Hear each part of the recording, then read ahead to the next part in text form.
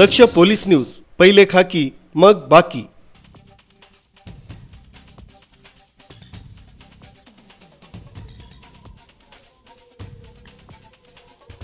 नाशिकमध्ये आज राज्याचे मुख्य सचिव राजेश कुमार यांनी रामकुंड परिसरासह विविध विकास कामांची पाहणी केली। 2027च्या कुंभमेळ्याच्या पार्श्वभूमीवर ही पाहणी विशेष महत्त्वाची ठरली आहे। राज्याचे मुख्य सचिव राजेश कुमार आज नाशिक दौऱ्यावर आले होते। दुपारी विभागीय आयुक्त कार्यालयात आढावा बैठक घेतल्यानंतर त्यांनी द्वारका परिसर, अमृतस्नान, पर्वणी मार्ग, रामकुंड, काळाराम मंदिर, सीतागुंफा आणि स्मार्ट सिटी नियंत्रण कक्षाला भेट देऊन प्रत्यक्ष पाहणी केली। मुख्य सचिवांनी सुरू असलेल्या कामांना गती देण्याचे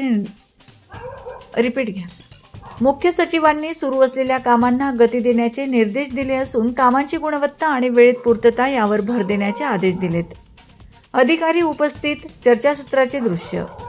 या पाहणी दरम्यान ग्रामविकास विभागाचे प्रधान सचिव एकनाथ डवले, नियोजन विभागाचे प्रधान सचिव सौरभ विजय, गृह विभागाचे प्रधान सचिव अनुप कुमार, विभागीय आयुक्त डॉक्टर प्रवीण गेडाम, कुंभमेळा प्राधिकरणाचे आयुक्त शेखर सिंह, मनपा आयुक्त मनीषा खत्री, जिल्हाधिकारी आयुष प्रसाद तसेच जिल्हा परिषदेचे मुख्य कार्यकारी अधिकारी ओमकार पवार आणि पोलीस उपायुक्त किरण कुमार चव्हाण उपस्थित होते।